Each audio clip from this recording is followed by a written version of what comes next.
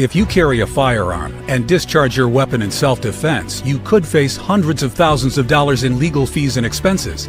So carry the protection of CCW Safe, Self-Defense Legal Services membership. Upfront payment of all criminal and civil defense costs with no out-of-pocket for members.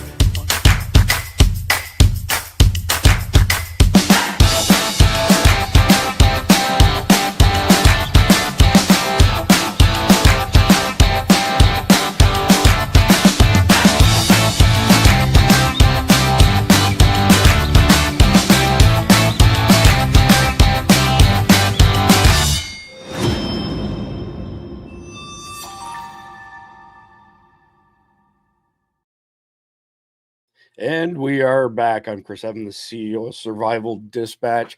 We've got an awesome panel assembled for tonight's topic. We're going to have a fairly extended daily terrorism sit rep. There's been just an explosion of terrorist activity in Africa and the Middle East over the past 36 to 48 hours. Before we do that, though, I'm going to give you the conflicted question of the day. And it's short and sweet, but the answers will be very interesting. Hang out to the end of this episode to get our panel's answers. We want to see your answers as well. Please put them in the live chat, whatever platform you're watching, or in the comment section. So describe how you would approach other prepper groups after the collapse. So when I hear this question, my mind immediately goes to The Walking Dead and the scenarios that unfolded. So we shall see what everybody's answers are at the end of the show. I've got a quick message from our friends at Noble Gold Investments that I want to cover. And some of you who've been following us for a while know that we haven't really leaned into any precious metal suppliers in the past, but we've got really good synergy with the people at Noble Gold Investments. And as you can see, Charlie Kirk on the front, so our people, for lack of a better term. And I want to make sure that we get this message out there, because I don't think a lot of people are aware of this as far as survival in retirement, especially with a fixed income. So, most people think their 401k is safe, maybe not as many as in the past. It's growing, it'll provide for retirement. And, the question is, well, what if it's not? What if something happens to the American dollar with, BRICS and other things that are going on globally? So, not to be a conspiracy theorist, you can call me that if you want, but the 401k program itself was never designed to make you wealthy. It was designed in a corporate boardroom to shift retirement costs and investment and risk onto you. So essentially, and to keep your money trapped where the banks could use it amongst the other people who work with the banks. So you're exposed to Wall Street crashes, downturns like we had 2008, 2009, and there could be a fair bit of uncertainty around that until now. So you can take back control of your retirement by flipping your 401k into a tax advantage gold IRA, no penalties, no headaches. Noble Gold Investments look after the whole thing for you. You also get a free wealth protection kit, a step-by-step kit on our guide, on how to proceed, noblegoldinvestments.com. And not only that, they have a bonus offer going on right now. When you do this with them, they'll send you 2 5-ounce sterling silver coins, which are pretty cool. America the Beautiful coins. So I would encourage you to check them out, noblegoldinvestments.com. And we are ready to roll. So let me bring everybody on stage. Joined tonight by my good friend Randy Nance, Green Beret, combat wounded vet back home in Texas. Jeff MD, our in-house CIA operative, author extraordinaire, aka 007 to the Survival Dispatch News team. And my new friend, Andrew Capochetz. Is that correct? Well, it's Crap-You-Shetz, but you can call me anything you want and I'll respond to it. Andrew works for me. Andrew's good. Yeah, there it is. And so, Andrew, go ahead and introduce yourself to our audience so I don't do you any injustices, and then we'll get going. Okay, yeah. It's Andrew Crap-You-Shetz. Unfortunately, it just is exactly what it looks like, Crap-You-Shetz. I have 3 boys and 2 girls, and the boys feel like they won the lottery because now they can say words in public that they're not usually allowed to say, and my girls are excited to get married. So grew up in San Francisco Bay Area, got tired of traffic and liberals, so I moved up to Idaho. I have been blessed to start and sell 6 businesses over the last, 30 years of my tech career. I'm a tech CEO, but live on 60 acres, 3 big dogs, a gun room, all the things you should have as an American. And I now am the CEO of redballoon.work, which is America's pro-freedom, values-aligned kind of talent marketplace and job board. And we can talk about more of that later. Yeah, absolutely. We'll get into it after we finish the daily terrorism sit rep, which I said is going to be a little bit longer than usual tonight. And we're going to start with some breaking news that Randy just brought to our attention. Let me pull it up on screen here and get the rest of the team on stage as well. All right. So, Randy, go ahead and tell our audience what's going on here. Well, this is a letter that came out of USASOC today to all the commands, and then, of course, everybody, because it's a letter that's warning basically, obviously, they have some sort of intelligence that some of these folks are going to be now targeted for terrorism. And it's the senior officials who previously served in the Department of Defense with the role in the Syria and Iraq theater. And that covers basically everybody. It's going to cover military and civilian and contractors and everybody that had anything to do with it. Certainly the senior officials, and it's quite a few. And then it also says that its focus is the focus of the target area is in Florida. So it lists it down to one state. Pretty serious business, but it's just basically warning everybody. And I'm sure, like I said, all the active duty folks under USASOC received this letter and this brief today. So they pass that all the way down the can. It's basically remaining vigilant, and always remember our enemies are always out there. They're always out there. And, when they have their moments, they see a vulnerability or they see a time that they might be able to strike, they're going to do it. Randy, just out of curiosity, how often is a warning like this put out there? Something of this magnitude, I don't know. I haven't seen anything quite like this before. But I have no doubt, it's an occurring thing. Most of your high profile guys that went through there, well, let's just take Chris Kyle for an example. You know what I mean? We know that there was a price on his head from the bad guys, and that's no different. So it happens. But kind of this type of thing, I don't know. It's pretty serious. And then it also focuses right there in Florida. So you got to wonder what they know. So I mentioned before we went live, just want to quickly mention to our audience before we get into the first story, well, the second story now, and that's our friend General Vallely, founder of Nemo Arms, lifelong soldier in our military. He's been picked by Donald Trump to work on getting Syria in some sort of semblance of a democracy and commercial activity going on over there. And he's been friends with Donald Trump for years. Is what you're seeing right now as far as the border being locked down actually started with General Vallely.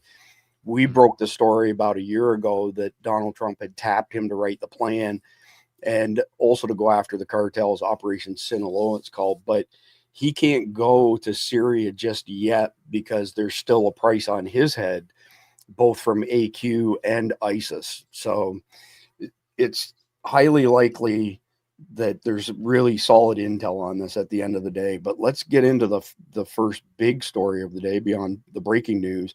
And this is pretty crazy. So check out at AX actual number 2. The reason there's number 2, for some reason, the not too distant past, X shut their main account down. I'm not going to read this whole thing at once. I'm going to read a section and then I'm going to get everybody's input on it. But this is pretty explosive stuff. If you follow Sarah Adams, you may have already caught this. But as you can see, this was issued late last night. So it was issued at almost 10 p.m. Eastern time last night. And here's what this report is about. Well, actually, I'll go back up to the title. Multi-generational bin Laden network planning U.S. homeland attacks. The same group who were involved in the 9/11 attacks on New York City and Washington and elsewhere.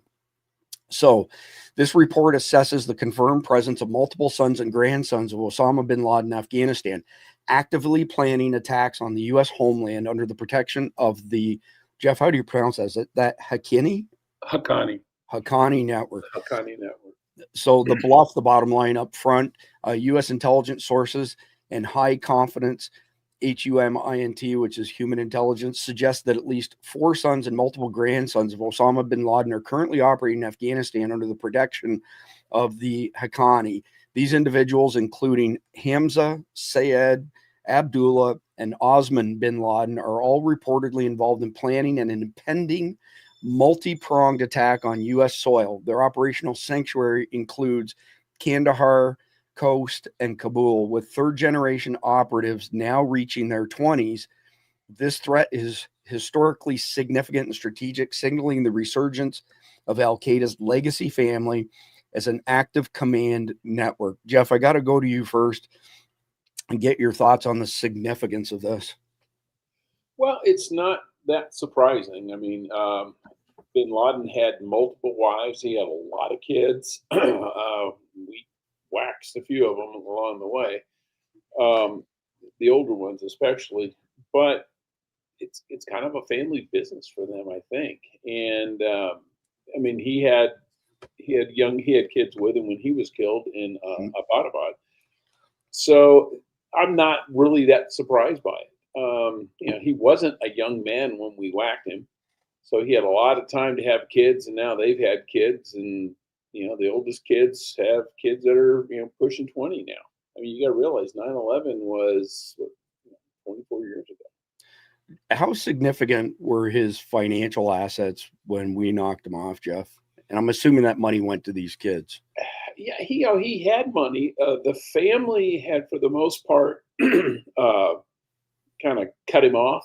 His dad was a billionaire, but Osama wasn't the oldest child, and he was kind of the black sheep of the family. And the Saudis didn't like him because one of his big things for starting Al-Qaeda was overthrowing the government of Saudi Arabia. Needless to say, the government of Saudi Arabia wasn't too thrilled with that. So there are actually members of the family that have cooperated with our military and intelligence services and stuff to combat him. So he is, he's got some resources, he got some inheritance, but he doesn't really, as far as I know, and doesn't have access to the family coffers. So a last question on that particular topic, then I'm going to read the next section and go to Andrew, but does their name give them the ability to essentially solicit donations? Oh, yeah. Yeah. I mean, there are, when I was in Afghanistan, we had guys up there from, the UAE and Oman and all over the place. And you've got second tier, third tier sons in wealthy families who don't take over the family business. Maybe they're not in the government, they're not in the military, and they're kind of aimless and looking for a purpose in life. And to them, jihad is a purpose. And so they'll join and take their money with them. I appreciate the extended insight, Jeff. So key judgments. Hamza bin Laden, head of Al-Qaeda, is overseeing the upcoming plot while rotating between safe houses. His protection is managed by the Haqqani network. Syed bin Laden, long presumed dead, is now confirmed alive and sits on Al-Qaeda's Central Shura Council alongside Abdullah bin Laden. Osman bin Laden and Abdullah Osama bin Laden are directly involved in the operational planning of the upcoming U.S. attack. The third generation, including Hassan bin Laden, son of Syed, is now active and considered part of the operational cadre. The Haqqani network, led by something Haqqani, I'm not even going to try to pronounce it, brother-in-law to Hamza and Syed, is providing sanctuary, logistics, and mobility. Multiple female bin Laden members are present in Afghanistan, reinforcing long-term familial continuity and ideological preservation. So, Andrew, there's been open source intel now for over 20 years that Al-Qaeda in particular has had plans to do what are called swarm attacks across America. So take a rural location, population somewhere below 200,000, maybe even below 100,000, and they light up sleeper cells that attack 12 schools simultaneously, knowing full well that law enforcement can only respond to one, even with mutual aid from surrounding counties and cities. Then the next day, because they're down one terror cell, because we were able to respond to one of them, they go to the next small county, attack 11 schools. The next day, they go to the next small county and attack 10 schools. And when the JTTF and others have war gamed this out, the conclusion is always the same. By the beginning of the second day, nobody's sending their kids to school. By the beginning of the third day, nobody's going to work. By that point in time, the whole supply chain breaks down on everything because nobody's working. We have 3 days worth of food at any particular point in time on most grocery store shelves. Everything is automated. There's no pen and paper POs or anything like that. Before we got started here, you mentioned some target hardening that schools are doing in Idaho, which is fantastic stuff and would really help in the scenario I just described. But can you share that with our audience? Yeah, and I send my kids to it's a private classical Christian school, and we've believed early on that kind of thing. The whole point of terrorism is not to destroy a population; it's to terrify a population, right? Thus the name terrorism. And so what you need to do is you need to do an unexpected thing that everyone could imagine happening to them. And when you do that, then all of a sudden everyone's like, oh man, this is going to happen to me. You kind of change their whole mindset and worldview. And schools are such an obvious thing. Schools, workplaces, other places where people go every single day. Because if you can disrupt the everyday routine, then everything else starts to fall apart. And so at our school, we are very blessed because the principal of our high school was a former Delta commander. The principal of our underschool was a former Ranger, and actually was a narc after that with the LA Police Department. And just has a deep amount of knowledge, and the mindset that they brought to the school and the security they bring to the school is not, okay, we're going to conceal carry, or we're not going to, we're just going to be careful about this. Like, no, we're going to open carry. We're going to make sure that everybody knows that this is a target where you will lose your life if you decide that you want to come to our school in any way. And it's funny, the kids love it. Right. Not only do they have this role model that they're now looking up to of like, no, I want to be a badass guy. I want to be the type of person who protects those who are weaker than me. And also we have zero concerns about security threats. In fact, the public school in town often comes to our private school just to learn, like, how do you think about security? How do you think about these type of threats? We're in great communication with local law enforcement. And it is just, I mean, when you think about a threat like that you have just described, how does that not work? Well, if they come to a specific school and that's the end of their threat because they've been ended, right? And if you can stop that kind of chain where they're going after a whole series of schools, or you can show that in a scenario of at least one school, they are terminated immediately. It totally changed that whole chain of disaster and that mindset that terrorism brings to a population. So that's what we're doing, and we're very blessed and thrilled to have those type of men at the head of the school. Well, that sounds a whole lot more complicated and expensive than just putting up a sign that says gun-free zone. Y'all didn't consider doing that? We did not even consider that for a minute. Because, and obviously we don't want kids bringing guns to school, despite, there are days I know that right after 9/11 happened, I'm like, the way we solve this is put a Bowie knife in the seat pocket of every plane. And that way, if a terrorist comes, like the whole plane is armed, but that's probably not the right solution. Anyway, no, we decided that we want to be a hard threat that is a known hard threat, and we're not afraid of it. That's awesome. And I wish more schools would adopt that type of mentality. So moving on to the sit rep from this particular incident here. In a public warning, former CIA officer Sarah Adams stated that the current threat is not isolated to a single bin Laden successor, but involves a multi-generational familial network. This isn't just one bin Laden this time. There's 5, 6, 7, 8 bin Ladens. Hamza bin Laden, identified as the de facto emir of Al-Qaeda, he moves between Kandahar and Khost, protected by the Haqqani. Despite directing homeland attack planning, the U.S. bounty remains at $1 million. Syed bin Laden, confirmed alive, holds a position on the Shura Council, reportedly involved in strategy and logistics for the upcoming U.S. attack.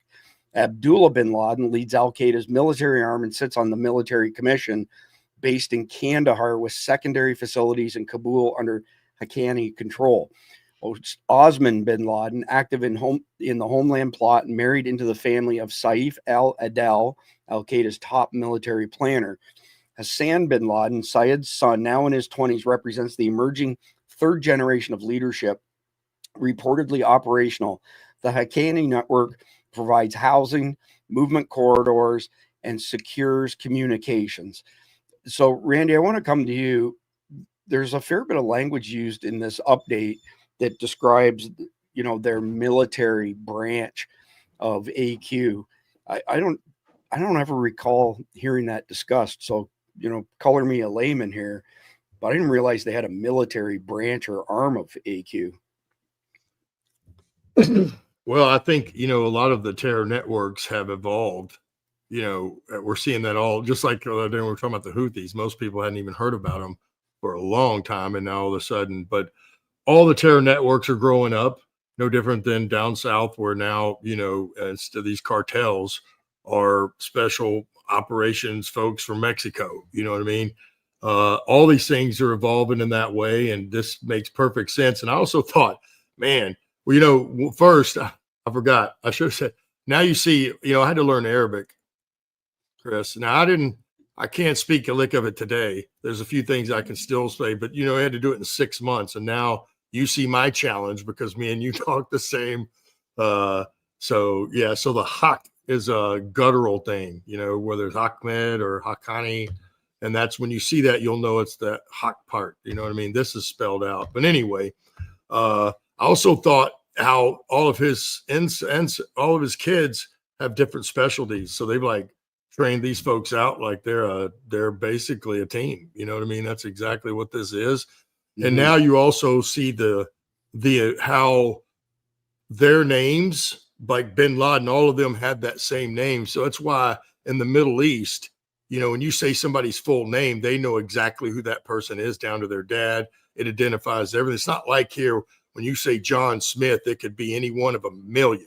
Gotcha. But there, that's so that's how we could track it. And of course, as Jeff said, what we think was going to happen, we went in there and got his dad regardless, and then we never gave the body back. So and then we go back to the same old thing, man. These people just don't forget. And my best example, as always is, the reason the Shia and the Sunni are still cutting each other's heads off today is because when Muhammad died in 630 something, whatever it was, he didn't leave a clear heir to the throne to say this is who's next to lead the show. And so both tribes thought they had the rightful heir, and they've been fighting about it ever since. And it's never changed. So they're, when we went in and stirred the pot, well, that's kind of this thing, as you can see why now some of the tactics that they use on each other in the Middle East. And that's exactly why. It's the family line. It's not just one person. I appreciate that, Randy. One, I didn't know that their names stitched them together like that. And two, all these years we've known each other, I didn't know that you had to learn Arabic back in the day. It's impressive. So, Jeff, coming to you next on the courses of action. So the most likely course of action, the bin Laden network continues preparations in Afghanistan using Haqqani. Is that better? With the ka on it, the guttural stuff. Hey, there you go. I'm trying to. What was that guy who had the puppet? I will kill you. So the bin Laden network continues preparations in Afghanistan using Haqqani controlled zones to finalize attack logistics. Operational focus includes coordinated attacks within the U.S. using sleeper cells or lone actors inspired by familial legacy.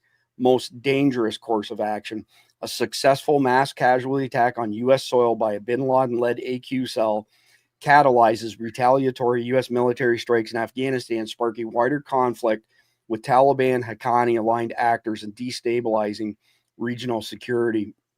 By the way, we've had intel for several years now that AQ has said they want a minimum of 50,000 casualties in the next attack on America.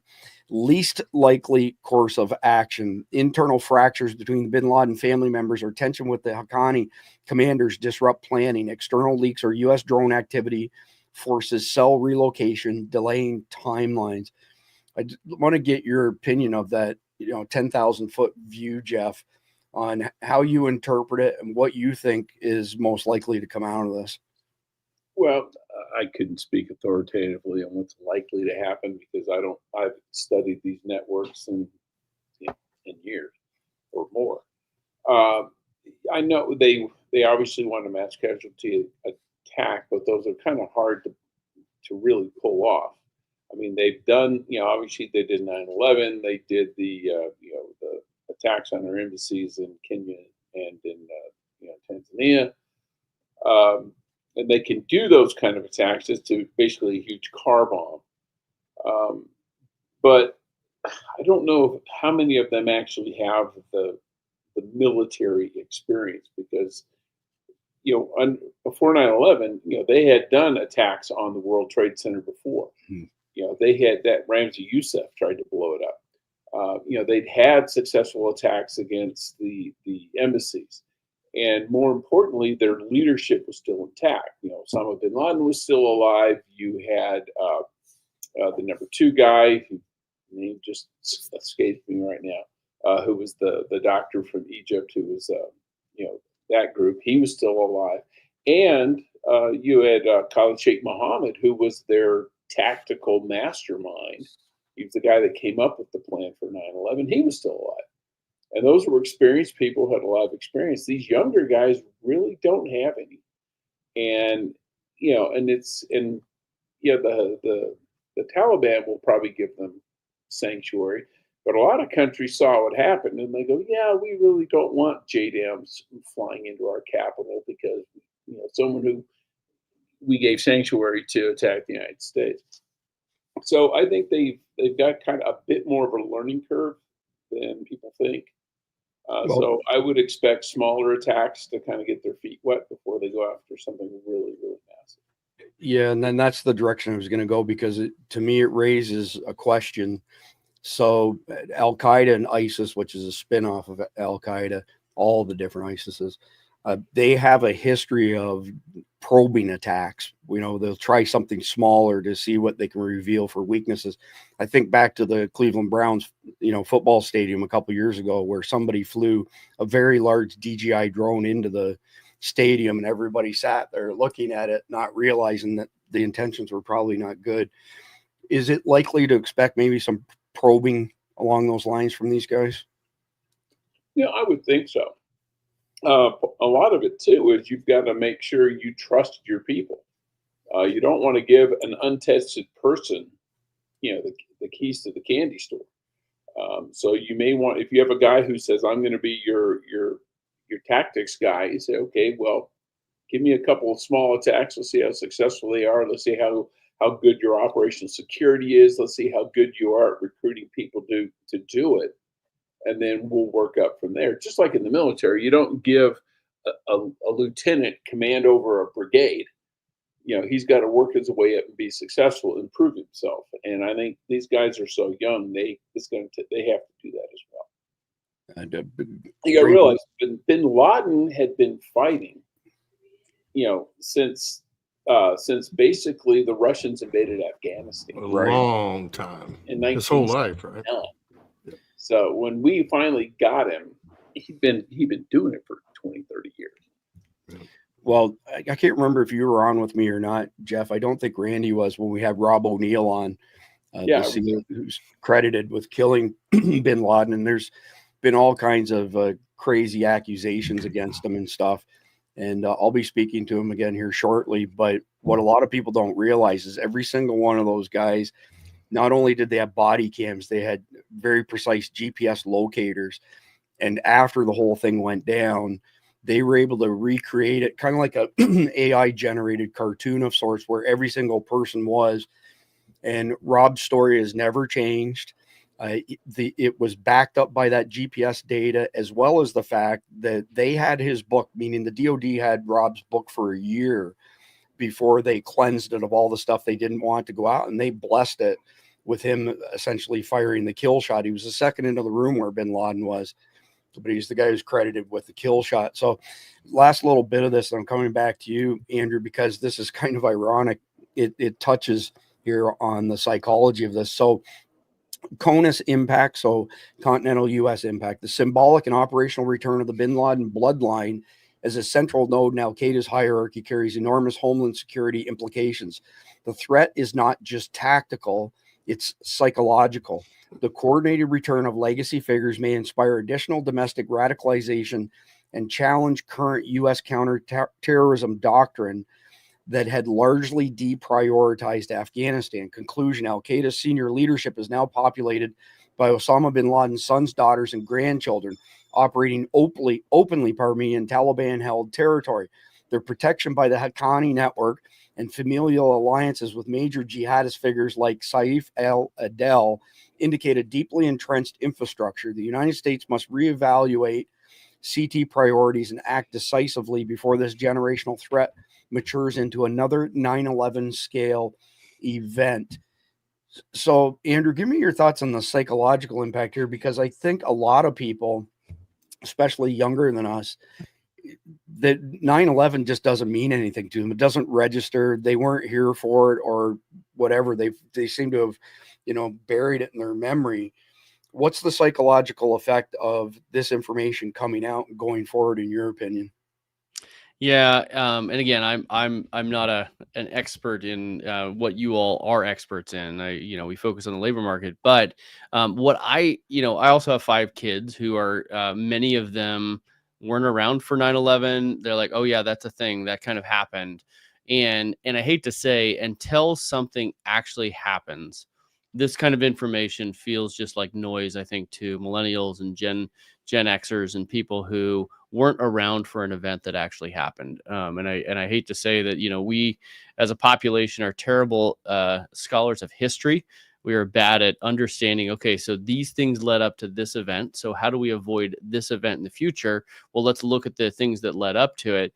But the reality is, until you actually experience that, I remember exactly where I was when I heard about 9/11, but the younger generation doesn't. And I obviously would love them to avoid that kind of event happening in America again. And, you're talking about a larger event. How do they get 50,000 casualties? That would be very scarring to our, we feel very safe in America, and we might feel disruption from economic pressures or from political pressures, but not from military or terrorist pressures.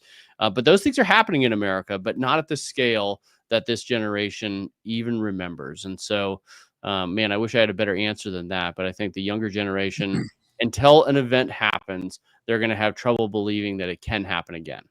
No, that's actually exactly what I was looking for, Andrew, because sometimes it's easy for us to get into a state of being myopic because we're doing daily terrorism updates every single day. So I wanted to hear your opinion as somebody who's not knee deep in terrorist, activity day in, day out. And we're going to move to the next story here, but I want to preface it by saying there's been an explosion of terrorist attacks around the globe over the past 36 hours.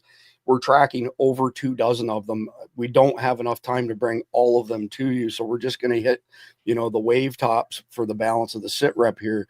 So the next one up, let me get this tab pulled up here. So this was in Spain, and I had it translated to English, and it switched itself back to Spanish. Let's see if we can get that to go. It doesn't look like it wants to do it now. Anyway, it doesn't matter. 2 jihadists arrested in Salamanca, and this is Spain. So in a major anti-terrorism operation, the Guardia Civil arrested 2 men in Salamanca as part of an ongoing investigation into a jihadist cell. This cell is believed to be linked to earlier plots involving explosives and suicide bombings. Spanish authorities remain tight-lipped under judicial secrecy, but it's clear that European extremist networks remain active beneath the surface. So this group is tied to ISIS, number one. Number two, the prior attacks that are being referred to is over 20 Spaniards were killed in a March attack by this group. So ISIS is alive and strong. Randy, do you have any input on this attack in Spain by chance?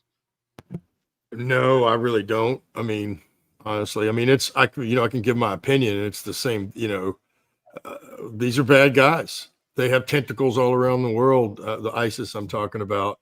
And, I think Jeff's very correct on his evaluation of them. But, we also have to realize these people, these younger group seem to be more radicalized and a little more unpredictable.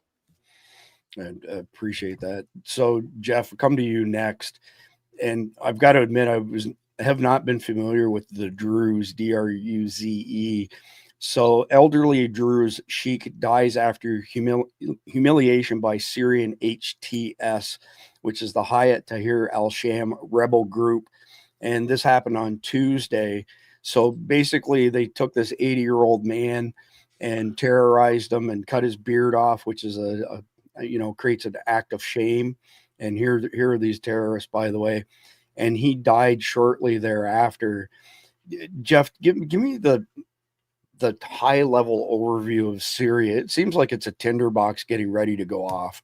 Well, the whole Levant area, which is you've got Syria, Lebanon, that area there.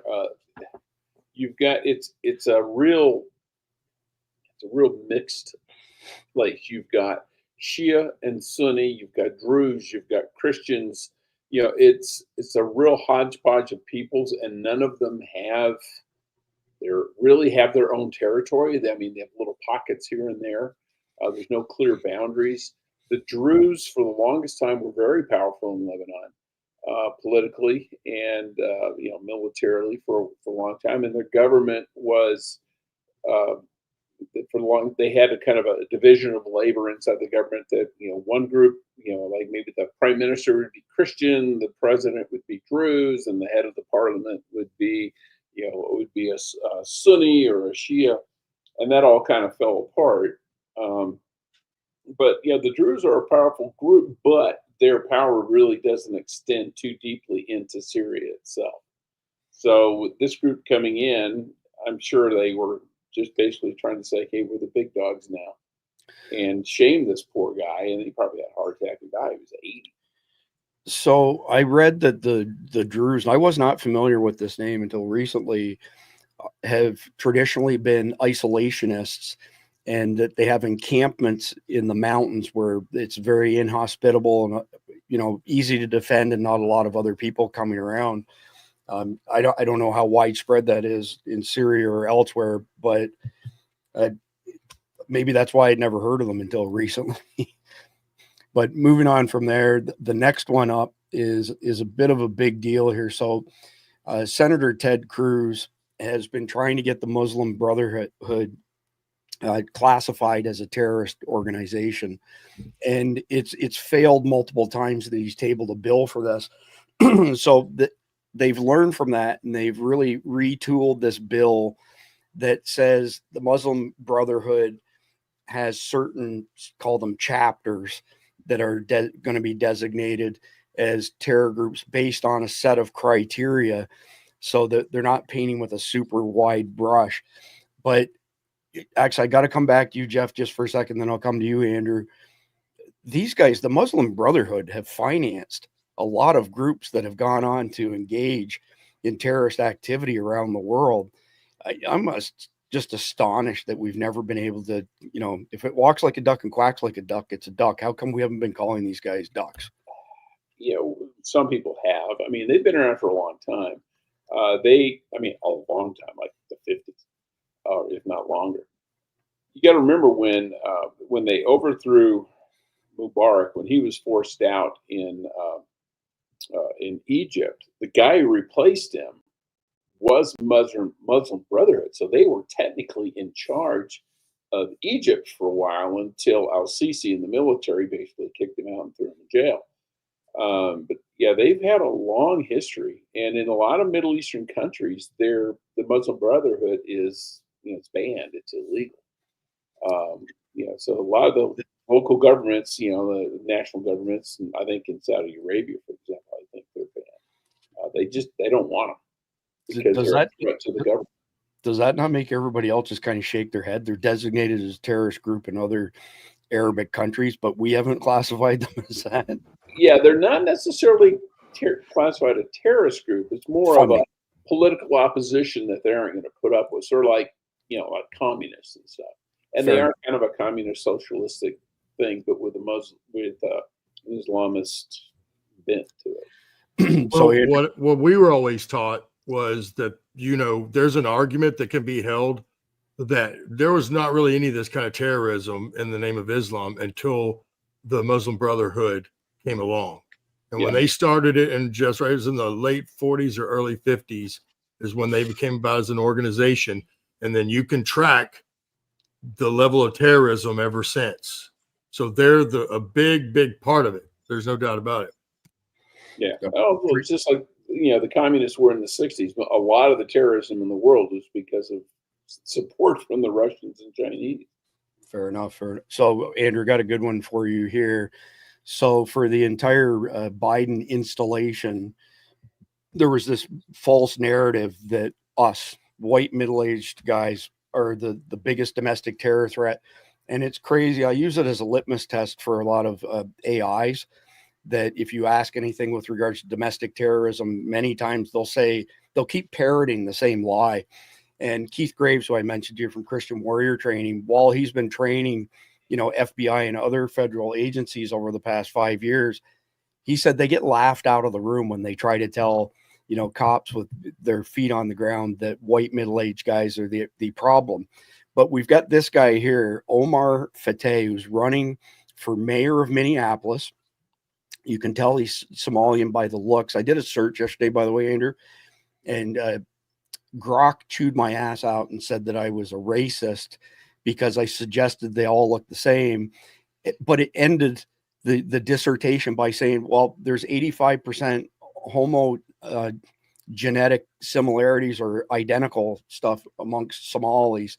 And I went to another search engine or AI, I think it was Claude, came back and said, yeah, 85% of them are basically like one, generation of cousins away from each other. But he has now picked up the gauntlet and is running with it to say that all of us on this panel, and probably a good chunk of our audience, we're the threat. So listen to this. 1 minute. We heard them being called terrorists. We heard them being called drug dealers. We heard a lot of insults. We heard that they're a threat to our national security. And that's a flat out lie. You want to know who the real threat is, Madam President? I'll give you a hint. They don't look like our chief author. They don't look like the folks up in the gallery. They don't look like the folks on the rotunda. They look like many of the members that sit in the front. And you don't have to take my word for it. According to DHS, Madam President, the greatest domestic threat facing the United States comes from, quote, racially or ethnically motivated violent extremists, specifically those who advocate for the superiority of the white race.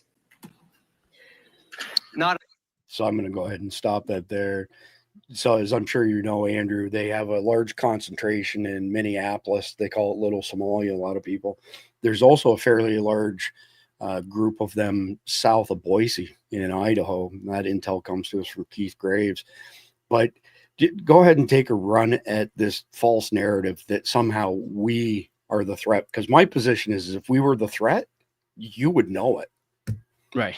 Yeah, because many of us actually do have guns. Our expertise at Red Balloon has been trying to debunk the DEI lies that have been coming out of the corporate workplace, where it's, diversity, equity, inclusion. That's the way that you need to love people. And while those words in and of themselves can be fine, they've been weaponized against white conservatives and Christians all across this nation. And DEI is really a liturgy designed to make you think a certain way about yourself, your coworkers, and the world around you. And the reason that I have kind of focused with Red Balloon on the workplace is because I actually think it's one of the most strategic positions that we can go out and get in America right now. Sun Tzu, Art of War, always says you want to go after targets that are both strategic and feasible. Well, I think the workplace is strategic and feasible because it's where most people spend the vast majority of their waking hours in a day. Therefore, their worldview is going to be shaped by what they're hearing and what they're saying and what they're expected to say in the workplace.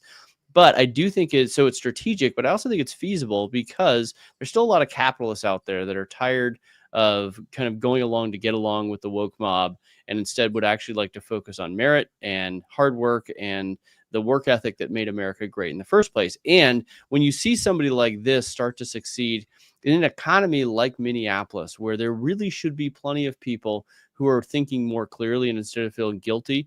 I think that they've been brainwashed in the corporate speak for a long time. And I think when you have, and really you can kind of trace DEI back to about 2008 and the Occupy Wall Street movement.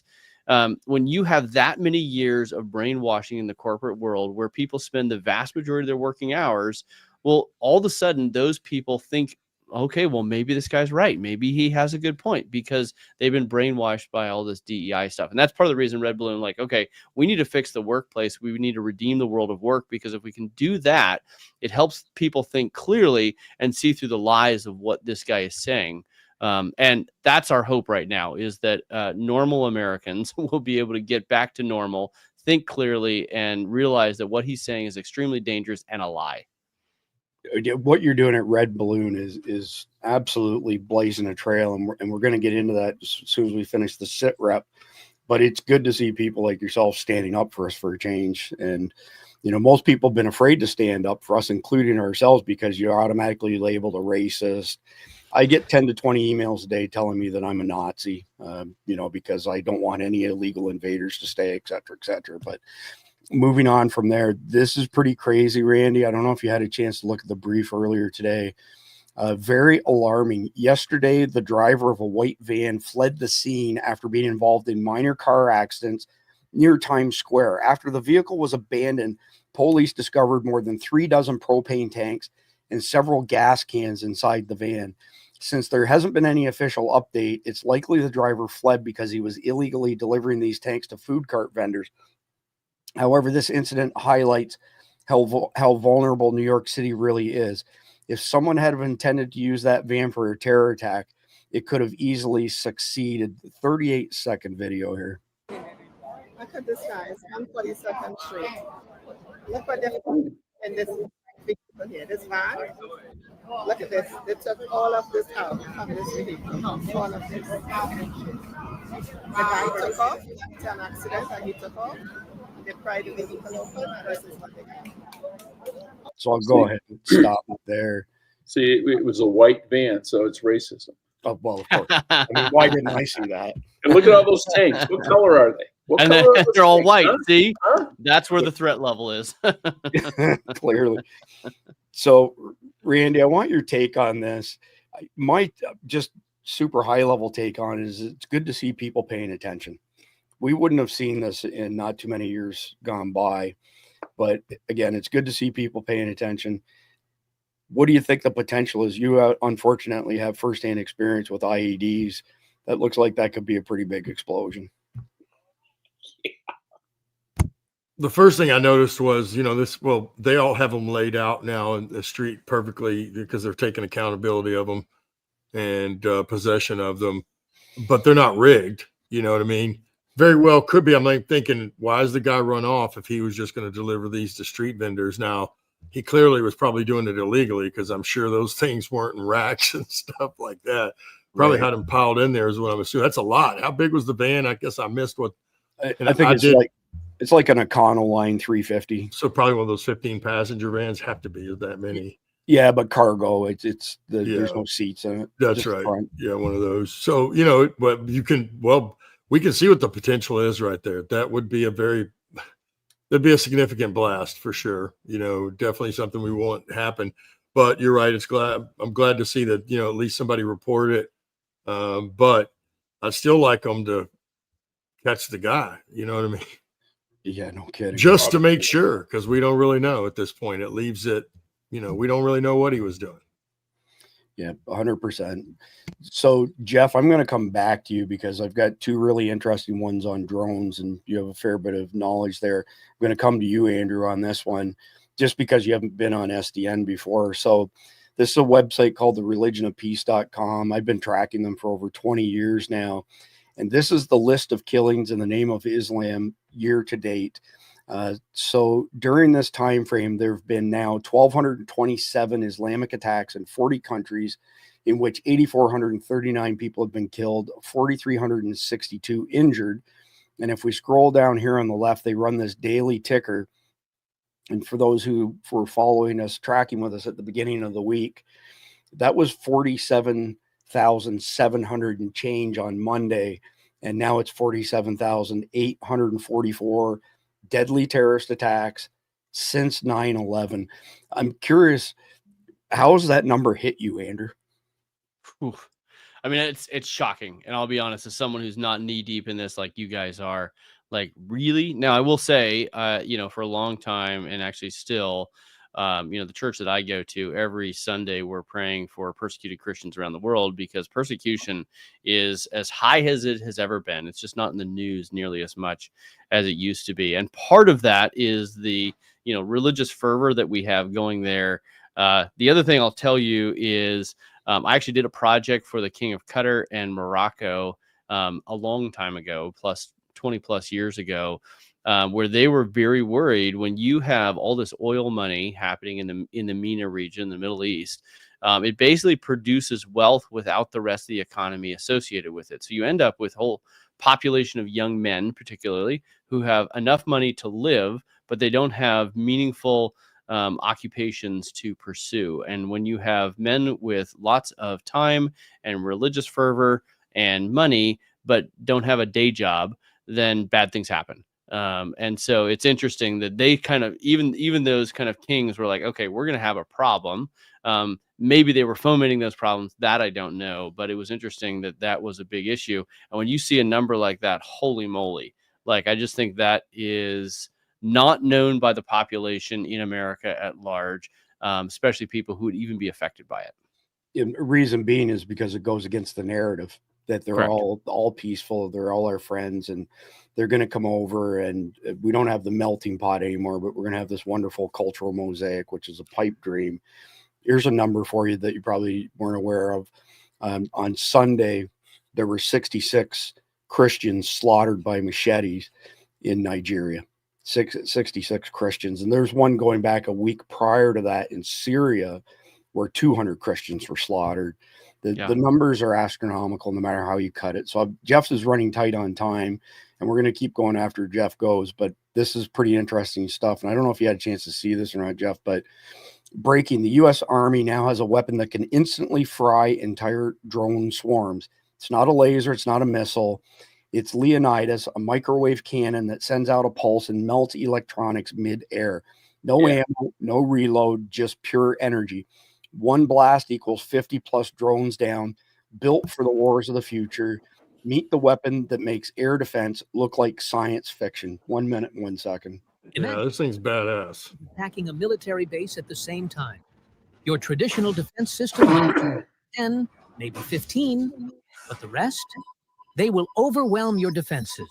Meet a Pyrus high-power microwave system designed to eliminate drone swarms instantly.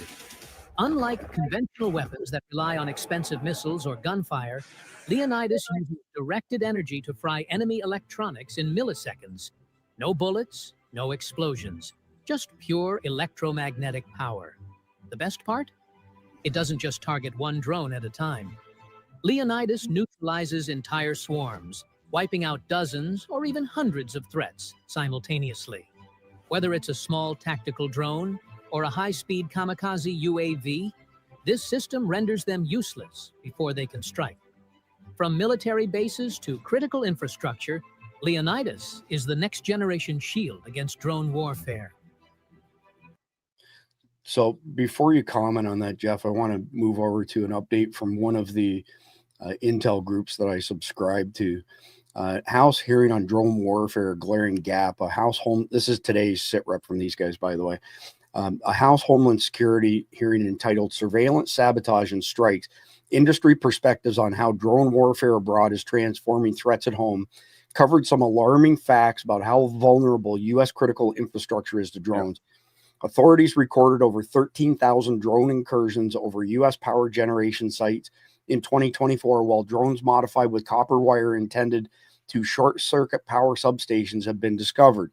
The state of Georgia reported 774 drone flights over prisons, including 720 contraband drops from 2023 to 2024. NFL stadiums reported 2,845 drone incursions in 2023. In one case, Langley Air Force Base in Virginia was subjected to 17 consecutive nights of drone swarm incursions. Authorities were unable to locate or identify the drone pilots. According to DHS, law enforcement is able to respond to less than 1% of thousands of counter drone requests. The panelists recommended implementing a unified low-altitude airspace management system to identify and track drones. Testimony also included calls to develop a friend or foe system that tags drones with compliant, unknown, or hostile to speed up targeting and security decision-making. Panelists also encouraged an equip and train program to enable local law enforcement to order landings or seize non-compliant drones. The testimony also states that most policies and regulations to deal with drone challenges already exist on paper, but have not been implemented. So we've got a tool now, but clearly it's very nascent, and clearly there's a big need for it beyond just the military. Yeah, the directed energy thing, it's been used not on drones necessarily, but it's been used on airplanes and things for a while. It was discovered by accident for the most part. But what happens is microwaves at a certain frequency or radar waves at a certain frequency will create eddy currents in silicon structures, computer chips, and things like that, and basically fry them out. The beauty of it is, you can just recharge it. There's limited range because as you go out away from the target, the energy it puts out drops by a cube of the distance. But they do work, and they work very well. And it's the way to go, because you can't just use like Iron Dome where you're using a missile to do it. You need something that'll do a broad brush. Now, the problem in using it in civilian side is you may shoot down an airplane by mistake, and depending on where it is relative to it, you may take out a power grid, you may take out a computer center, because once the microwave doesn't care what the silicone is attached to, you can fry people's computers. And as far as taking out a power grid with wire, copper wire, we did that in Iraq back in, way back in the day. We had artillery that would launch, and they'd put out these filaments, and it'd short everything out. Yeah. So that's old technology. So I'm gonna roll out of here, or my wife will kill me. So I appreciate it, Jeff. We'll see you tomorrow. All right, guys, have a good one. Good night. For our audience, stick around. We're not done. See you, Jeff. JC made a great comment here. Them damn DJI drones are Trojan horses, and yes, they are. And here's a little bit of news on that. We've shared it previously, but maybe some of you didn't catch it. The day before Donald Trump's inauguration this year, DJI forced an update on all of the drones around the world. So the DJI drones, when there's an update pending, you can't get off the ground with them. You have to apply the update before you can make it go airborne. The update that was pushed out the day before Trump's inauguration was to remove all the geofencing over restricted airspaces in America. So in the past, what would happen is somebody flying one of these DJI drones, which is reporting information back to DJI in China, which is joined at the hip with the CCP, the Chinese Communist Party, and relaying all sorts of intel on America. Well, now they can fly over restricted Air Force spaces and relay all of that information back to the CCP. So they're building a massive amount of intel on us, and DJI is actually banned for government use. But I want to say the last number I saw said that governments of all levels, still approximately 60% of their drones are DJI. But have I got an interesting one for you guys next? This is something I'd never heard of until I got this intel report today, again, from one of the different companies that I pay to subscribe to for this information. U.S. train break vulnerability to remote hacking. This report assesses a long-known vulnerability allowing remote hacking of U.S. train brakes via radio with implications for infrastructure security. Bottom line up front, U.S. trains vulnerable to remote brake hacks issued on since 2012. Industry slow to fix. CISA confirms risk. Key judgments. Vulnerability exploitable via radio frequencies requires physical proximity but uses public knowledge. AI could automate exploits. Discovered in 2012 by researcher Neil Smith. Railroad industry aware for over a decade, only recently addressing. CISA advisory highlights ongoing threat to train operations, poses disruption risks not remotely executable from abroad. Slow response indicates gaps in critical infrastructure security. Independent researcher Neil Smith discovered in 2012 vulnerability enabling remote brake locking on U.S. trains via radio signals. Exploit details are available online. AI could generate it, but physical nearness needed. Industry knew for years, but delayed fixes. CISA issued advisory confirmed the issue. All knowledge exists on the internet. Most likely course of action, industry implements gradual fixes per CISA guidance, limits exploits occurred domestically without major incidents. Most dangerous course of action, adversaries use AI-built exploits for coordinated disruptions, causing accidents or economic sabotage. So, Randy, I want to come to you first because you're a comms guy. Have you heard of this? I got this first thing this morning and went, wow, that's a new one. No, but it's kind of funny. It just seems like we don't fix or update anything anymore. Whether it comes to infrastructure, we've been talking about the power grids all this time. Now we have, the bridges across the nation. You think about it, nothing, that, are we keeping up the standard of the quality of products, but the safety standards that we've become accustomed to in this country? It's pretty crazy. I mean, think of how many trains. I mean, just think about that. Then what some of them are carrying, the last couple of real famous wrecks weren't good, right? And that probably had nothing. I'm just saying, trains, when they have a wreck, it's not good. Yeah. Big implications. This is the last story for today's terrorism sit rep.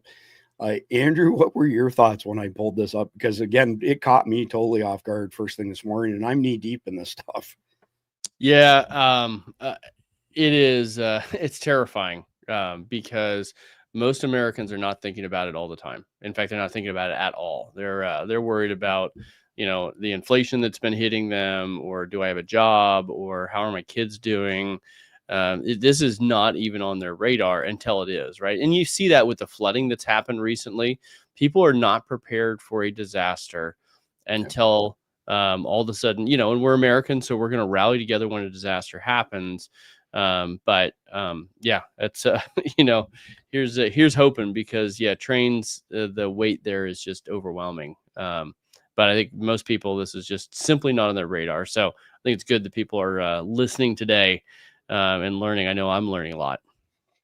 Same as me, Andrew, every day. So that's it for the terrorism sit rep. We want to get into what Andrew's doing, and this is what relates to the topic as far as the golden era of America being restored. For the first time in a long time, we're seeing entrepreneurs like Andrew basically fighting back against this woke nonsense that's been forced on us and rammed down our throats. And shame on us for many, many years being textbook libertarians, lowercase L, and saying, I don't care what you do, as long as you're not hurting anybody else, just leave me alone. Well, they took that and they ran with it, and they've done a lot of harm now, whether it be transgender and other stuff. But Andrew, maybe just give us the Cliff Notes version of what prompted you to start Red Balloon. Yeah, I think I mentioned I've started a number of businesses, I sold a number of businesses, and in 2020 I was the CEO of about a $50 million tech business that I helped start, but didn't have much ownership left. And I think I had 2% ownership at that point because I'd sold it a couple of times. But I was the CEO, and the company was growing very rapidly, and it was very profitable. So we were $50 million business. I loved the work I was doing. We were working on labor market data. We were delivering great value to our customers. We were focusing on blessing our employees. Everything was awesome, right? And then my board basically comes to me and says, look, we think the tides have changed with Biden getting into office. We need you to start making a number of statements about George Floyd or BLM or COVID.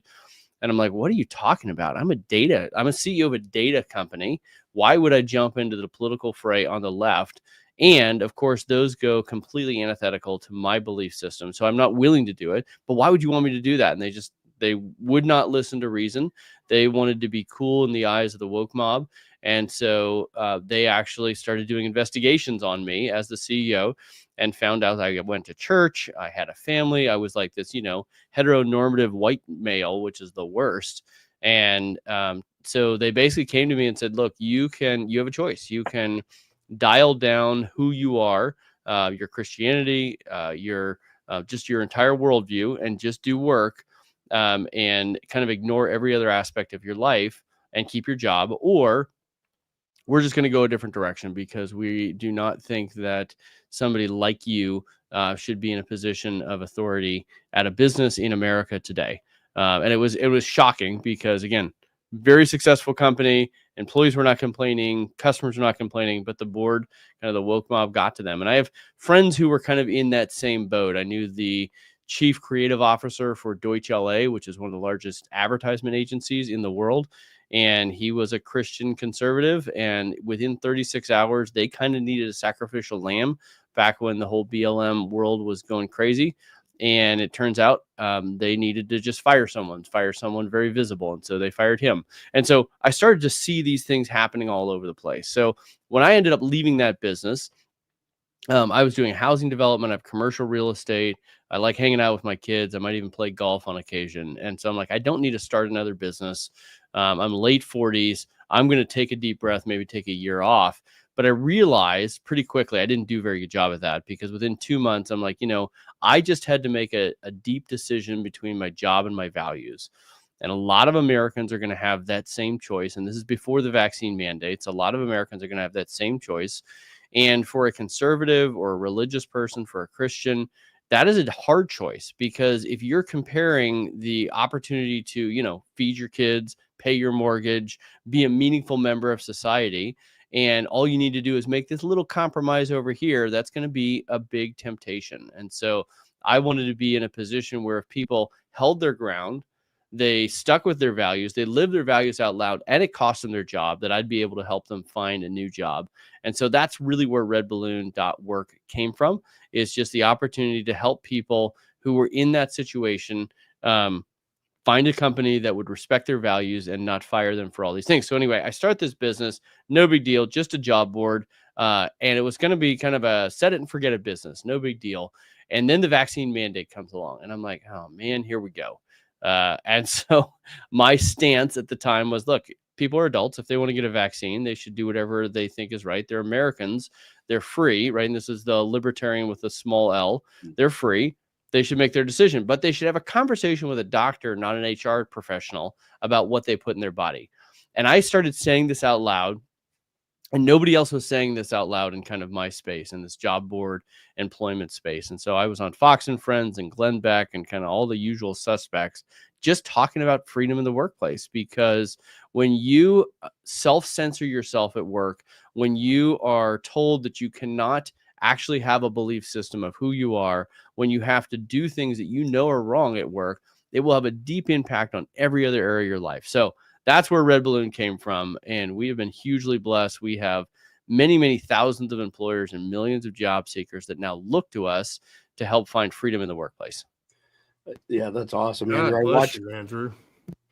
I watched one of your interviews. I think it was Fox News, and you said, we need less Fauci and more freedom.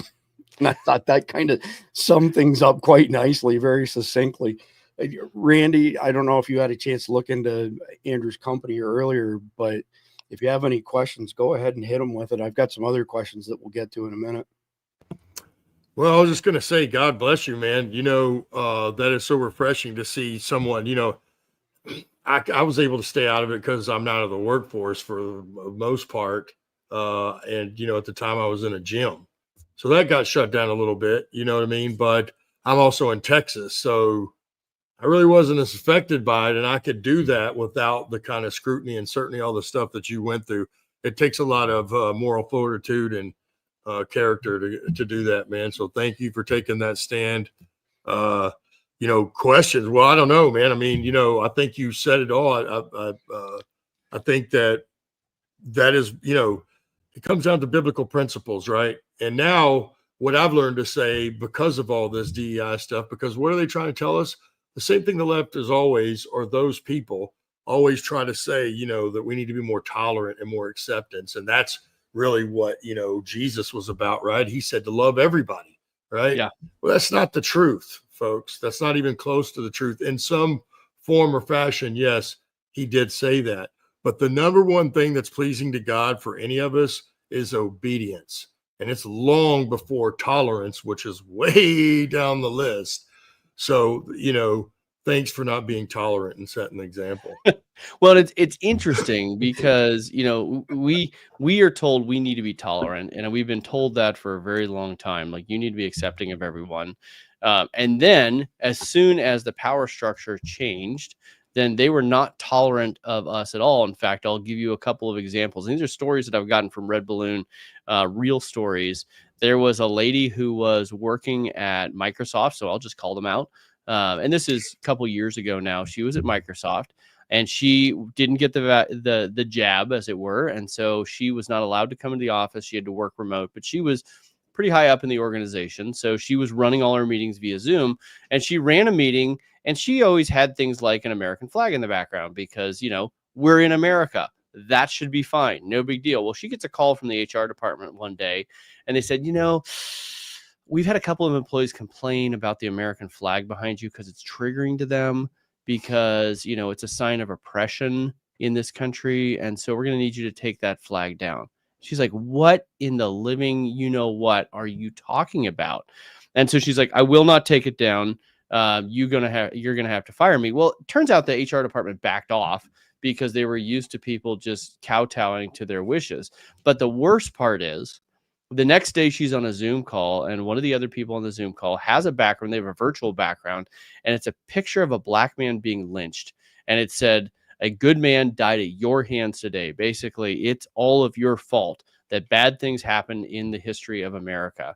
And not only was that tolerated as a Zoom background for a business meeting, which doesn't even make any sense, it was celebrated as, oh, they are so brave to do that in this corporate setting. And you realize when you are around that, when you're told you can't have an American flag, this image that is horrific, that is tolerated and celebrated, it has an impact on your worldview. And I know this because I have received thousands of thank you notes from perfect strangers who have found work through Red Balloon. I had a single mom write me actually not that long ago, and she said, I found a new job through Red Balloon. It's a great job. I love it. But she's a single mom. She has 2 boys. She said 3 weeks into the new job, I had one of my boys come up to me and be, Mommy, you're not angry anymore. She's like, I was angry, Mommy. Like, you feel bad about that. But then she realized she had no idea what an impact all of those influences, Yep. easy for me to say, influences in the workplace had on her relationships at home, her worldview, her community. And she realized, I'm not going to church anymore because this worldview is getting jammed down my throat in the workplace. She finds a job where she can actually be free. We'll just call it an American company. And it totally changed the trajectory of her family. And, when I get notes like that, that is like the most gratifying, even if I don't make another dollar, although I still am a capitalist. Even if I don't make another dollar, like, that's the point. Like, when we have the opportunity to use business to bless people at that kind of scale, it is deeply, deeply satisfying. And the horror stories that we got through the COVID mandates, through the DEI training, through the ESG training, through the microaggression training, all the stuff that's been in this corporate world, even though that shift is happening and we're seeing less of that now, it's still very, very prevalent in the American workplace today. Well, I've been telling people for quite some time, and you are a far better example than I am. I don't have probably a fourth of what you have. But the truth of it is, it doesn't, you can't make yourself happy, right? Not truly happy. No. And I'll admit to people, hey, I tried as hard as I could for a number of years in my youth. I was certain I could make myself happy. So it doesn't matter how many degrees you have or how many trophies or how many companies or how much money, as you know, none of that's going to keep you happy, truly happy on the inside, right? Fulfilling that stays. But we're talking about true happiness unless you have found a way to serve other people.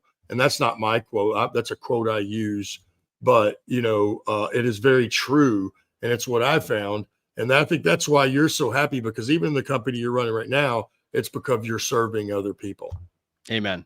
Absolutely. And that I think should be a lesson and an encouragement to anyone. It's very easy to look at everything that's happening in the world today, and you should be aware of what's happening in the world today. You should be preparing your family. There's a reason I live in North Idaho and live on 60 acres and have a gun room. Like, those are precautions that I'm doing. I care about my family. I want to take care of my family, but sitting and obsessing about those things and just worrying about them doesn't do you any good.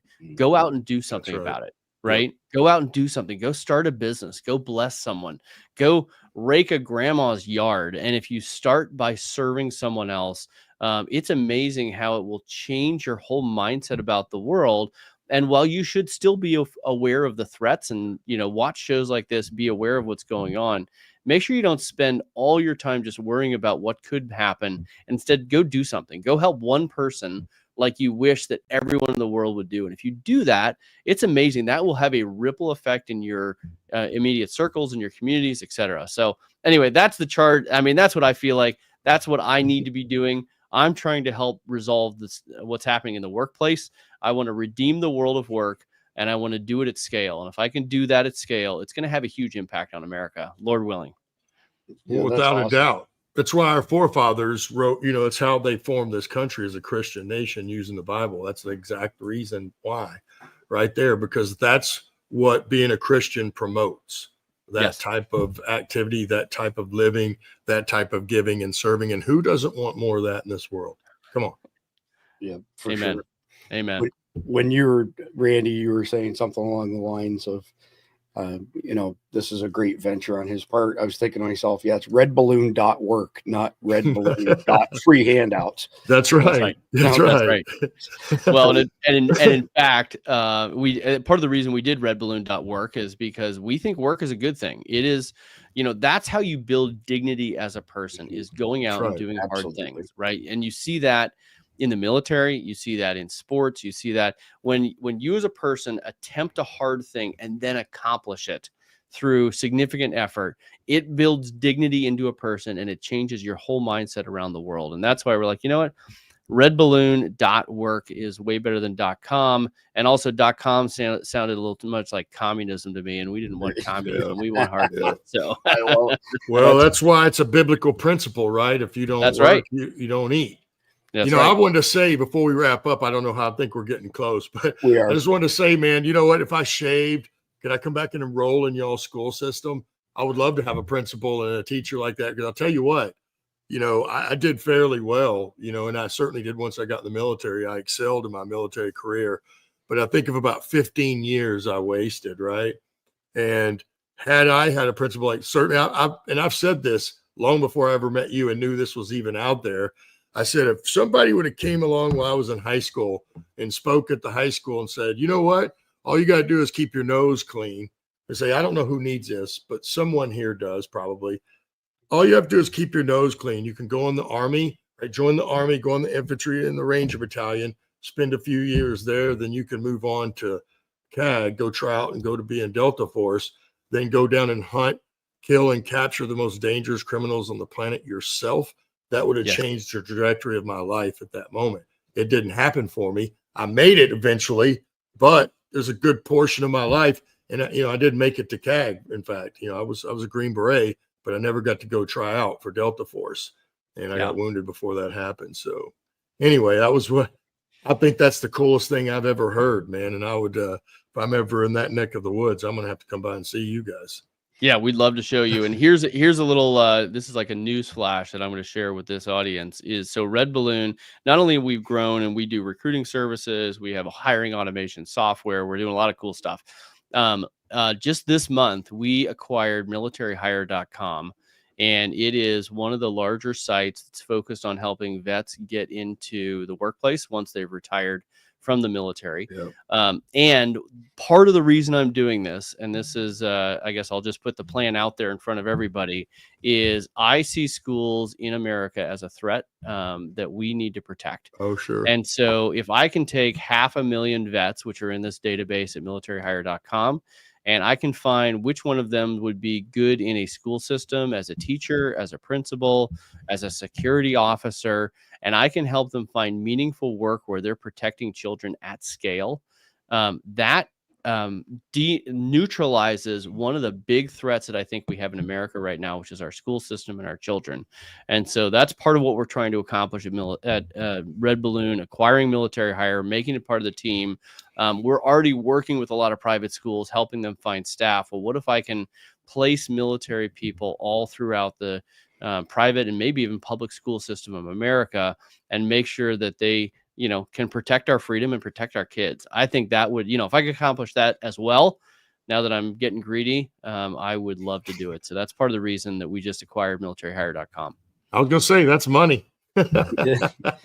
So I've got a couple questions before we do the conflicted question wrap up, Andrew. So years ago, I was on the periphery of a project with a company called lavalife.com, and it's still there, but it's not the original founders. And essentially a guy named Paul Kerr had sold them $100 million worth of sun equipment at the edge of their network. And when you're doing 20 billion a year, it's a decent sized sale, but it's small relative to DOD and stuff like that. But anyway, I just happened to be in Toronto and had dinner with the five founders plus Paul Kerr. And Paul said to them, how did y'all get so good at what you do?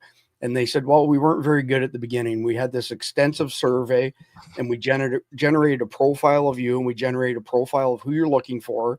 We matched you with who you were looking for, and we failed miserably. So we threw that out. And what we did is we took the profile that we generated on you, and we started matching you with people who had similarities. And one of the guys said, as similarities between parties increase, gravitational force increases, and that we don't necessarily attract what we want, we attract what we are. And then he went on to say, this is business to business, business to consumer, husband, wife, friends. It applies in all relationships. And it was an interesting comment on his part, because it started some things in my career where we would go through exercises to try and determine what the DNA of a company was. What are their core values? What's their purpose? What's their big, hairy, audacious goal, hedgehog concept, all that kind of stuff. And we would go through that. And 50% of the time I would hand it, the output from this 5-step process to them and wish them the best of luck. And they'd say, well, wait a minute, what's next? And I'd say, there's nothing next. And they'd say, well, but you guys do all this consulting. I say, listen, we don't look at the world through the same lens. We're not compatible. I'm not saying we're better than you are, but it's not a matter of if, it's a matter of when we're going to lock horns, and it's not going to end well. So we wish you the best of luck. So here's my question for you, just without, disclosing anything that's proprietary information. Yeah, right. How do you match people and companies to ensure that they have the same values and belief system, as well as the fact that they have your values and belief system? Yeah. So obviously we vet the companies coming into Red Balloon. We make sure that they're not, pushing a DEI agenda, that they believe. And honestly, we don't need to agree on everything, but they do need to focus on merit. And regardless of skin color or any of those other things, who's the best person for the job? Because that's the way you should run a business. Yeah. It helps you, but you also need people that are values aligned. And we talk about this all the time with our customers. People don't have to have the exact same worldview. They do not have to have the exact same, thought process, but they do need to see the world the same way that you do. And if you have a completely different value system between, say, an owner and one of their employees, it's almost like they're speaking a different language. And that just means that you're going to introduce significant inefficiencies into the business, because you're now going to have a language barrier. When that boss says this word, this person's interpreting it as something entirely different. So you need to have some sort of cultural cohesion and values alignment with your employees. And if you can accomplish that, that's where you can actually have innovation. You can have diversity of thoughts and perspective. That's fantastic. But there needs to be a cohesion of values and worldview. And so, first of all, whenever we're working with a new business, if we're recruiting someone specific for them, we're going to sit down with them and say, okay, what are your values? What are the cultural distinctives that you're trying to accomplish at your business?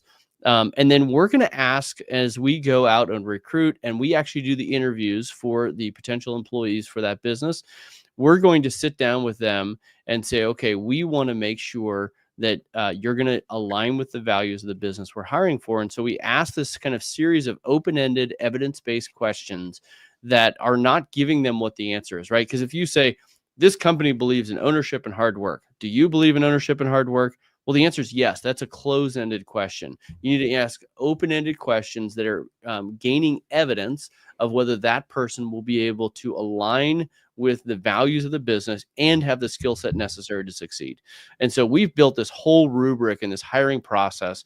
And honestly, we have placed so many people, and the tenure, the longevity of those employees at the employer are incredible, because these are employers who are loyal. And when an employer is loyal, generally their employees are loyal. And if you have values alignment, then all of it kind of cohere together, which is really, really cool. So anyway, that's what our process is, and it's working really, really well. Again, with many thousands of businesses. Just a few quick questions. So as you're aware, I mean, you come from Silicon Valley. People have been, beating the drum of the CX, the customer experience, for years. And I don't subscribe to that thought process. I am the exact opposite. And I believe that if you have a great employee experience, they will make sure your customers have a great experience without you trying to force them to do certain things, to fit the paradigm, so to speak. And just a couple, anecdotal things here. I had a stack of resumes on my desk, probably had maybe 6 feet. And they didn't call me a racist, but they basically said that, I didn't hire people of color, blah, blah, blah, all that stuff, keeping in mind tech company, right? And I said, have you got 5 minutes? And they said, yep. And I said, okay, well, hold on a second, have a seat. 5 minutes, I went through the stack of resumes this high, and I had 3 left. And I pushed them across the desk. I said, those 3 are getting interviews. And the person said, there's no way that you could decide that fast who you're going to hire. I said, I didn't say I was going to hire them. I said, those 3 are going to get interviews. Well, how did you make that decision? I said, we're a tech company, and every single one of those other resumes has spelling mistakes. So if you can't run spell check and you want to come work for a tech company, newsflash, I'm not putting you. This was a sales position. I'm not putting you in front of my customers when you can't even use spell check. I mean, that was one. And then the other one, I'll try not to be too grotesque with it, but it speaks to the culture big time. Nortel Networks was one of our clients, one of our largest clients. And I used to be in their facility every Thursday for meetings, and I had an office, and my team was in that office as well. And it was all glass and out into this kind of common area. And I could see the restrooms from where my desk was. And I could watch the custodians go in the restroom, come back out 15, 20 minutes later after cleaning it.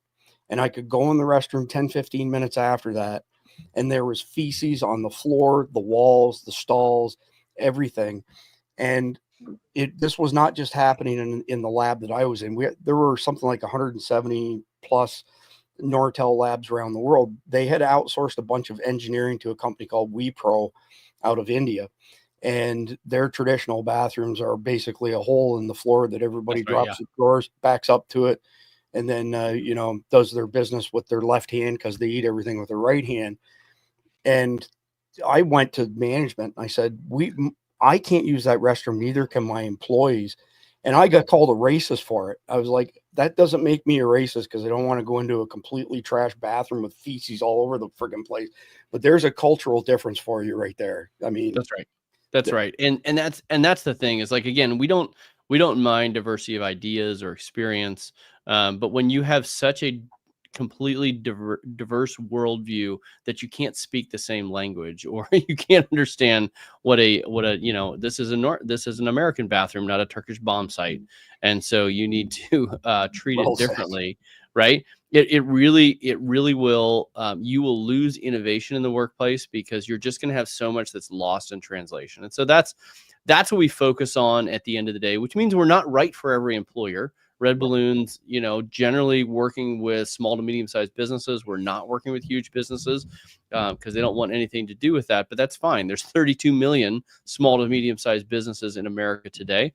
So we've got plenty of runway to go after. The other thing that's kind of an interesting trend in the hiring world, and I won't belabor this point too much, but it's really interesting, is everything's being left to AI. More and more are being left to AI. And we believe that hiring is a distinctly human activity where you're looking someone in the eyes and you're deciding, do you have the work ethic? Do you have the character? Do you have the culture that's going to fit with our business?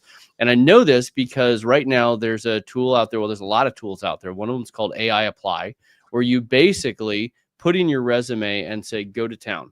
And it will apply to 100 jobs a day and you don't have to do anything. Well, that sounds fantastic. But then what happens? Well, employers have those stack of, 800 resumes. And so then they just be like, okay, well, I got to use AI to try and weed these out. And so I was talking to a friend. He's like, I applied to a job at 6 p.m. and I was rejected by 2 a.m. I'm like, well, I don't think the HR department was pulling all-nighters to reject people.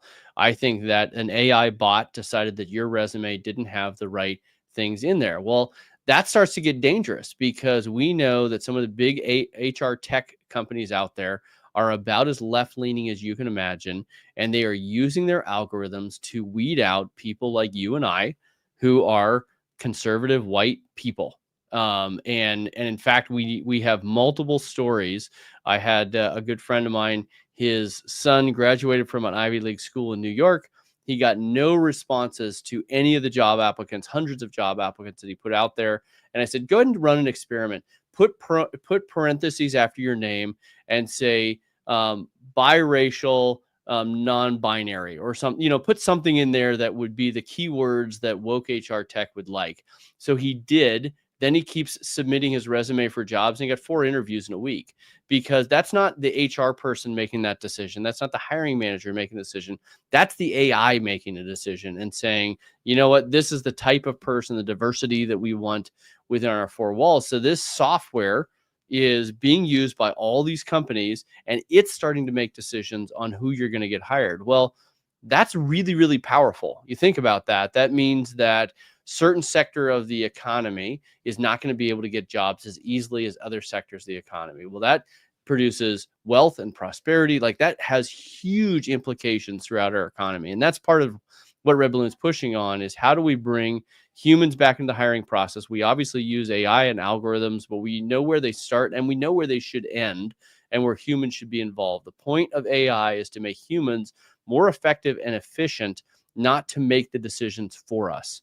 And so that's been a really huge kind of revelation for a lot of our businesses when they realized the reason they were only getting bad candidates is because the HR tech software they were using was filtering out all the candidates they actually wanted. So anyway, there's a lot to be done here. I can unpack this stuff. I could talk about it for a long time because I'm super passionate about it. But yes, redballoon.work, we are, come hell or high water, going to redeem the world of work. So I've got some experience with AI rejecting candidates, but there was a story that went viral maybe 3 years ago or so. White guy, software engineer, worked for Google on their search products, decided to apply for DuckDuckGo and was immediately rejected. Same scenario you just described. It was an automated system, said, too bad, so sad. We're not going to consider you. He took his resume and converted himself from being a white male to a black female with everything else verbatim, exactly the same. Yep. He didn't get a response back saying, we want to interview you. He got a response back saying, what's the earliest you can start? Yeah, you get the job. Sight unseen, 100%. Unbelievable stuff, right? So yep. Anyway, I want to show your website here quickly. So this is redballoon.work. It's nice and clean. I like the design on your website, by the way. It makes it really easy to navigate. I would encourage anybody in our audience who is looking for work, check this out. You'll find, similar people that have the same values and beliefs you do. And if you're a small business, check it out. You're going to have a much higher success rate when you hire people that are like you. And actually, I got to tell another story just because you'll get a kick out of this. So we had a psychiatrist who was brought in, not a psychologist, a psychiatrist who's brought in who was world famous. And it was a 2-day course essentially on, it started with the DISC assessment, okay? The personality assessment. So the DISC assessment says that 70% of your behavior is hard-coded in your DNA and 30% is adaptive behavior because you're a product of your environment, right? So without telling us what the routine was, she put all of us in our group. So I'm a double D. So I was in with all the Ds. And it was a 1-hour exercise to build the hotel of the future. And we had, a whiteboard, each of us, blah, blah, blah. And 15 minutes in, she starts going group to group and she says, okay, you go from this group to that group and move people around. So it gets to the end.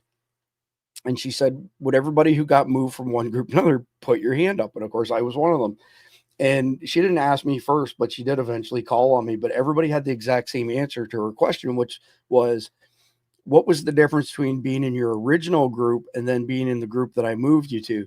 And every single person said the group I was with initially accepted me.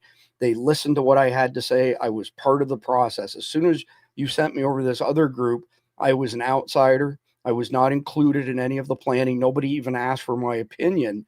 And she said, aha, well, that's it right there. That's why we have to have DEI. And that's why you have to be accepting of all this diversity and crap. And me being me, I turned around and said, that's bull. I said, what you basically just did is sacrifice productivity and accomplishments because you have some pie in the sky ideology. Birds of a feather flock together. You know that came from 3000 BC, Socrates and Plato having a conversation, and it's never changed. Nope. So anyway, I digress a little bit there, but it's funny stuff. So I want to give a shout out to Dale. Dale is in our private Signal chat. So everybody who signs up as a paying member, a guardian for Survival Dispatch News, gets access to a private Signal channel that we have. And he is absolutely like beyond prolific at the amount of stuff that he posts. But Roger Moore, Dee Dee, Astromum, there's a whole bunch of them that are really good. And if you sign up for $7.99 a month or $74.99 a year, you get 2.5 months for free when you sign up for the entire year at once. You get enrolled in our SDEN system, so Survival Dispatch and Emergency Notification System. We sent out a blast, I want to say, to about 50,000 people when we hit Iran, because there were immediately concerns that they would retaliate with activating sleeper cells here. You get access to the Signal chat, of course. You get our entire library of SDI, Survival Dispatch Insider e-magazines. They're $10 a piece. It's $370 you get for free when you sign up for as little as $7.99 a month. You get early access to instructional videos from Jason Sawyer and JJ Morris. You get our Sunday threat matrix, which is kind of a roll-up and tells you what's been happening on the terrorism side. And not only do you get our daily sit reps, you get all of our resources, or all our sources, I should say, for our sit reps. And if you sign up for a free account, you'll still get all of our sit reps minus the sources. You'll still get a portion of the threat matrix, and you'll get a weekly watch guide every Saturday, because when I go look at the stats for the past 2 years on CommieTube, for example, and I see 0 to 1% of our views coming from notifications, we know that's the easiest way to suppress somebody's. So if you're not getting notifications, just go to survivaldispatchnews.com, sign up for the free account. If you sign up for a paid account, that's appreciated as well. But anyway, tonight's story was from Dale, and let me pull it up here quickly. It's a good one. So this one here, this is down your neck of the woods, Randy, well, the hill country, and we're dog people, so I love these kinds of stories. A dog waits for his missing family after the Texas floods. Hours after the Guadalupe River receded, a brown pit bull named Hulk, whose family and half their riverside house were swept away by the July 4th flooding, returned to the wreckage of his home. He settled atop a torn-up floorboard, turned up his nose, and sniffed the air. A day later, he hadn't budged, and friends and neighbors called Kerrville, Pets Alive, local nonprofit no-kill shelter, concerned that the dog might be hurt. When the shelter sent its vet team to assess the situation, it found that he wasn't injured. He was waiting for his family's return. And there he is. That's an awesome story, Dale, and I really appreciate you sharing that with us. All right, so we're going to wrap up with the conflicted question. It's short, sweet, and it's set in a post-apocalyptic scenario, by the way, Andrew. So conflictedthegame.com. And it's called Conflicted because there's always some moral aspect to it in one way or another that let me put it this way. It's so good at revealing where people stand on this. The young couple who started this company live in your neck of the woods, North Idaho, and they bought a 380 acre ranch / farm in your neck of the woods. And it was like 30 minutes to the closest little town. And the neighbors would come by and introduce themselves. So they would say, well, why don't you come have dinner with us? They used this game to size up their neighbors. And one of their neighbors, they said, well, what do you do? And they're like, well, we own commercial real estate. We've got this game, conflictedthecard.com. Would you like to play? And the guy says, yeah, sure. So a question comes up with regards to prepping. And the guy said, prepping? I don't prep. You know, if the shit hits the fan, I'm just going to take it whatever I want at gunpoint. And they were like, all right, it's the last time you come over to our place for dinner. Yep. Good to know. So anyway, this is a doozy of a question. Actually, describe how you would approach other prepper groups after the collapse. So I'll go to you, Randy, since Jeff isn't with us. Well, you know, the first thing I'm gonna preface this by saying, if you waited till after the collapse, you're probably behind the power curve, because once the collapse is, other people that have prepped aren't going to really want you coming around their spot, because they're going to expect what?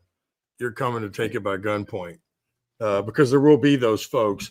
However, you know, there probably will be some sort of civilization left. So it's probably not like just hopping in your car and driving over across town and go visit them anymore, right? Right. It's probably going to have to be some sort of, but I would, I guess the way I would do it was I would, there's got to be a common enemy somewhere out there, right, with one of these groups.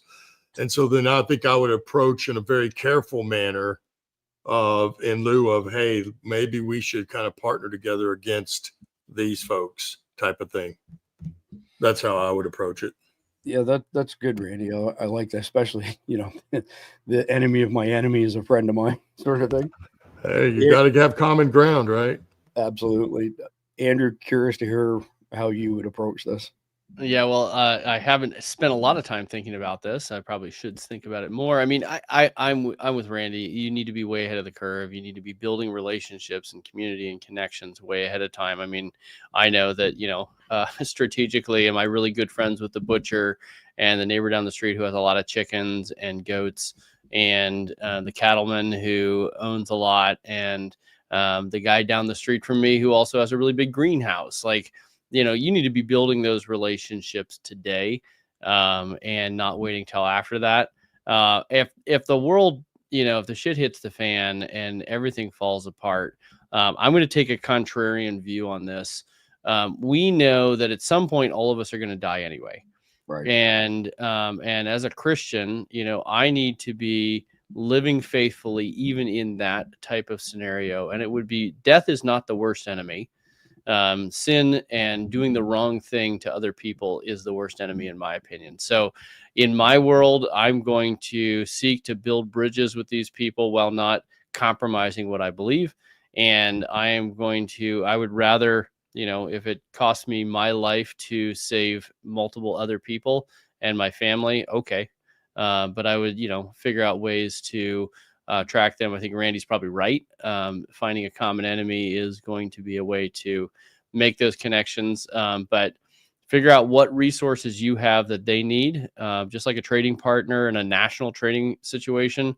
What resources do you have that they need, and what resources they have you need, and, you know, make a deal. But yeah, let's just hope we don't get to that world. Well said, Andrew. So Ken Newhouse says that we are delusional and that America is dead. I got news for you, Ken. Our GDP is going to exceed $31 trillion this year. China is going to be hard pressed to hit 15 trillion in our dollars. And the third down the list is Germany at $4.5 trillion. Let me make those numbers relative for you. If you had $1 million and you converted it to 1 million seconds, it's 11 days. If you had $1 billion and you converted it to seconds, you would have 31.67 years. If you had $1 trillion and you converted it to seconds, you would have 31,667 years. The difference between Germany, number 3, and us works out to over 1 million years difference on an annual basis as far as how big we are compared to the rest of them. So if you can't get your head wrapped around those numbers, you're delusional, not the rest of us. This is the best country in the world. We got problems, but we're working to fix it. And if you don't like it, you can leave. Feel free to leave. Feel free to go somewhere else. Anyway, the question of the night here, how I would approach this. So I would do a few things. I would be looking to barter with other groups. That would be my lead.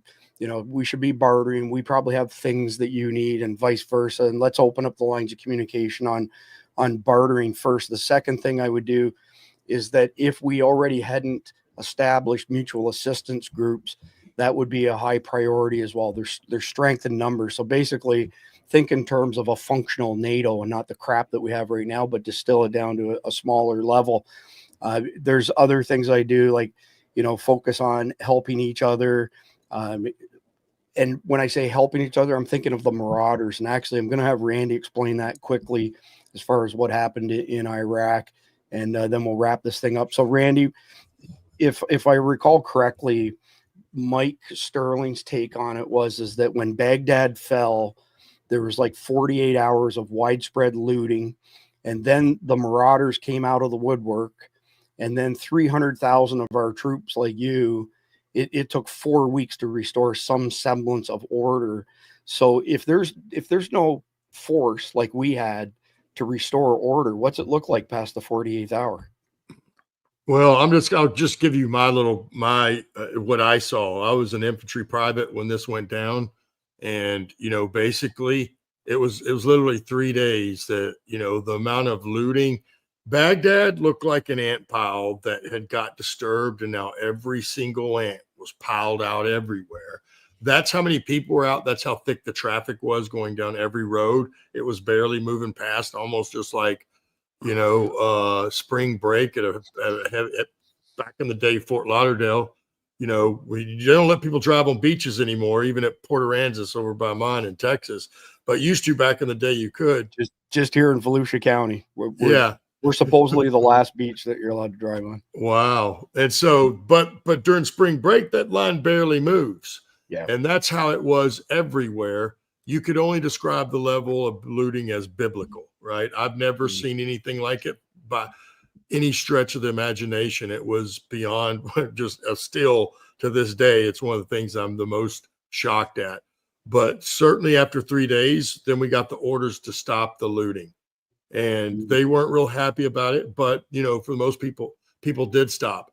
But as Mike reported, the very first thing that really started showing up were the criminals. This criminal element, the people that had any little bit of power, any little bit of money, any little bit of guns, and they were stopping people on the freeways and everywhere else. They had all the little checkpoints.